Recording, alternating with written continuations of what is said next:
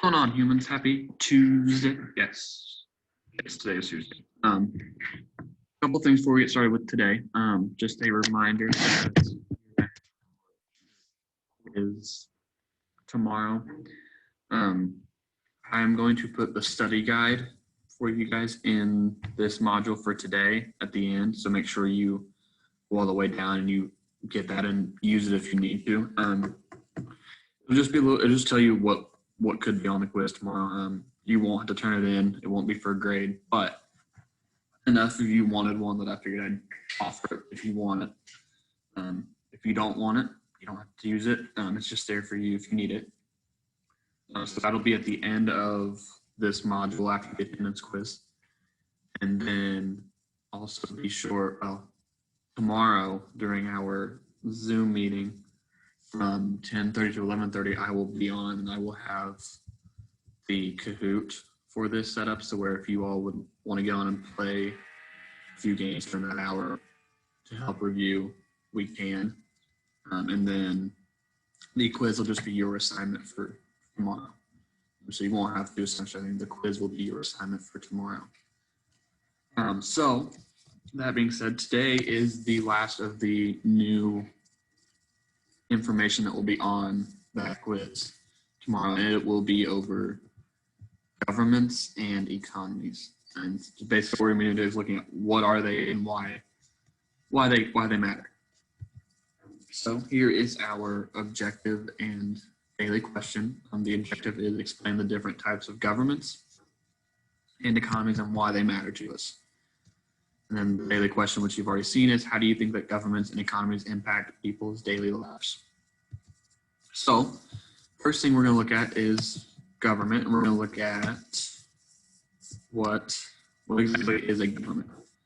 So a government is just simply defined as a group or agency in charge of a nation, city, or local community. Here in the U.S., we have what is called a democratic republic, which means our government is made up of local, state, and federal governments. The members of each of those governments are elected by voters who decide who gets to be part of this government. So to simply say that, people who, once they reach the age of 18, are eligible to register to vote, and they can vote for candidates of their choice to be part of this government. And that goes all the way from the local school board here up to voting for the President of the United States and members of Congress. So that's here in the US. We're going to look at a few other common ones that you'll see in other parts of the world too. And those are monarchies, dictatorships, and communist states. So monarchies are one of the oldest forms of governments in the world that we know of. They can come in one of two forms. Absolute monarchy, such as Saudi Arabia, the king or the queen controls complete power. They control almost every aspect of what is going on in their country. So an example that would be Saudi Arabia. Now, the other type is a constitutional monarchy, such as England or Spain. And you see the Queen of England here and her husband, Prince Charles, I believe. I'm not sure if that's his name, but Queen and then her husband. So in England and Spain, there are many democratic practices, such as they have a legislative branch that is not under the control of the king or the queen. So they have similar things to what we have in the U.S., where they have a parliament who who creates laws. They have an executive who enforces the laws. And then they also have a judiciary or a court system to kind of help settle disputes between those laws. So monarchies are very similar to democracies in some cases under a constitutional monarchy. An absolute monarchy is not quite as person-friendly, if you will. The other one is definitely not person-friendly, and that is known as a dictatorship. And that is where a single person has complete control over every aspect of that country, such as what laws are established. They control the military. They control the court system. They control literally just about every aspect of that country is controlled by one person. An example of that would be this not so fine gentleman here. He is Bashar al-Assad, and he is the not so friendly dictator of Syria. So he controls every aspect of what happens inside Syria.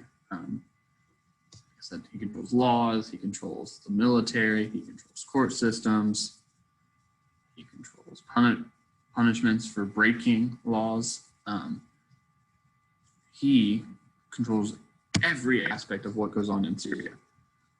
He's been in a little bit of a conflict the last couple of years, the civil war there in Syria, but the areas he does control are firmly under his rule, and he does what he wishes. So dictatorships are just one person in charge of everything. Communist states, on the other hand, are similar but different.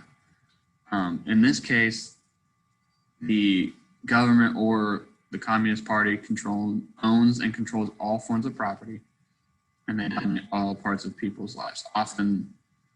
Oftentimes, the people in those countries have no direct control over their leaders, and those leaders are often chosen by that country's Communist Party.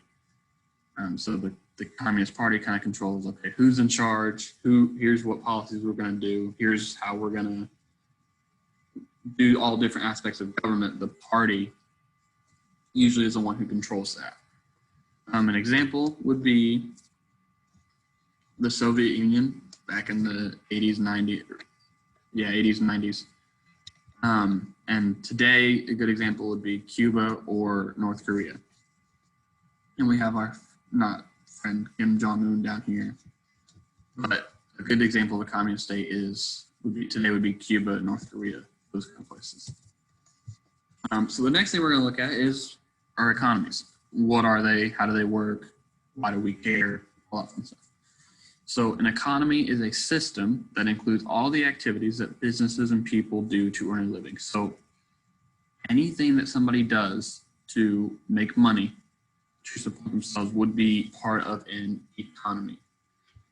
So this can go anywhere from farming, manufacturing, services, restaurants, hospitals, that kind of thing, to people designing buildings and even serving the government. And these can be broken down into 4 levels that we'll look at in the next few slides. And they are primary industries, secondary industries, tertiary industries, and quaternary industries. So the first one we're going to look at is our primary industries. These are simply industries that use natural resources to make money. So very simple, very basic. Examples of this will be farmers, mining operations, fishing, and logging. So like just harvesting natural resources to then make money would be a primary industry. So again, farmers, mining operations like you see up here, fishing, if you're trying to make money through fishing, that would be considered a primary industry. The next one is secondary industries. And secondary industries simply just take the stuff that the primary industries got and to use those materials to produce or manufacture something new. So an example of this would be people who take lumber from logging operations, and then they make cabinets, they make chairs, they make desks, they make dressers, whatever. They're taking the wood from the loggers to then produce something else. Another example is car makers. They'll take materials gathered from mines, gathered from other natural resources, and then put them together to make cars. So secondary industries take the stuff that the primary industry got and then use it to build something new. So examples I thought of were people who like make stuff of wood furniture, that kind of thing, and then car makers. Now these aren't the only 2 secondary industries. There are a bunch more, but those are the 2 I thought would kind of best highlight what a secondary industry might look like. The next one is known as tertiary industries, and these are industries that provide services to people and businesses. Examples of this would be grocery stores, restaurants, schools, and other services. So they provide you something in return. So the grocery store provides you a variety of food items to choose from that you can then do what you wish with. Restaurants provide you cooked food that you can eat. Hospitals provide you medical care, and that kind of thing. Schools provide you an education. Another one would be insurance companies provide you insurance for your cars, homes, whatever. Those would all be considered tertiary industries where they are providing services to people and or businesses. So again, examples would be grocery stores, restaurants, schools, and other service industries such as insurance, that kind of thing. The next one is ordinary industries, and these industries process and distribute information. So that's a fancy way of saying they research and then use that research to explain what is going on. So example of this might be medical researchers. They're taking information from various studies, various trials, and putting it into something that we can then, people like you and me who may not necessarily know all of the technology, all the terminology, can use to better ourselves. So examples might be medical researchers, policy researchers, so like government, people who work in government to provide policy information, architects, people who design buildings, and then lawyers. So these are all examples of ordinary industries where they take information, put it together, and then distribute it in a way that is people outside of that profession can then use for whatever purpose they need. So think of these people as scientists and stuff who like take information that you and I may not understand and put it together in a way that we can then say, oh, it's used for this, this, or this, or it can be used for this, this, or this, or like based off of the information you've given them, such as a lawyer, here are your options legally. So these people are simply just gather, process it, and then put it together in a way that makes sense for like the general public is a good way to look at these people. The last thing we are going to look at are types of economies, and there's three that we're going to look at. And the first one is a traditional economy, and that's just simply a system where people grow their own food and make their own goods. So it's very self-contained. You're growing your own food, you're making your own goods, and if you have any left, you might sell it to make a little extra money. But for the most part, you're just growing food and producing other goods that provide for your basic needs. You're not really trying to make something to then sell later. A market economy, however, is where a system which is based on private ownership, like individual people can own land or own businesses or own that kind of thing. Free trade, so there's trading going on with other people, and competition. So a market economy might kind of looks like the U.S. in the sense of there are private businesses, there are government-owned businesses, there is trade between them, trade between other countries even, and there's competition between other companies. So there's not just one company who runs all of the cell phone manufacturing. We have Apple, Samsung, Google. They all compete in the cell phone market. So there's competition among businesses, and some of these businesses are private companies, or they're public companies, or they're even occasionally government-owned companies. There's free trade between them, and they have competition in their markets of competing for our business. So they're trying to make the best product to get our business to then buy their product. The last one we're going to look at is a command economy, and that's just a system where the central government makes all economic decisions. So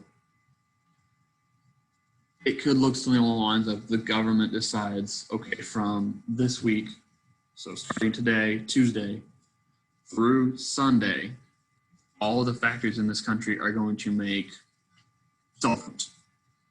That's all they can make. They're not making anything else. and they're going to sell them for $600. The factory has noticed no input on, well, we don't want to make cell phones. We want to make shoes. The government's like, we don't care. You're going to build cell phones. You're going to sell them for $600, and you are building them from Saturday or Tuesday through Sunday. And then starting Monday of next week, you're then going to switch to shoes. And you're going to sell them for $30. The government decides every aspect of economic activity. There's little to no input from private companies of, okay, we want this or that. The government runs every aspect of the economy. They decide what you make, how many of them you make, what you sell them for, that kind of thing. And I believe that is it. So if you have any questions, be sure to let me know. Don't forget the study guide is at the bottom of this module, and we'll have our Kahoot review game tomorrow, Wednesday at 10:30. If you can't get on then, or if you just don't want to, I will put a link to the Quizlet in the module for tomorrow so that you guys have access to the review materials that we went over. And then don't forget, you also have the study aid. Other than that, if you have any other questions, let me know. Other than that, I hope you guys have a good rest of the day, and I will hopefully see you tomorrow.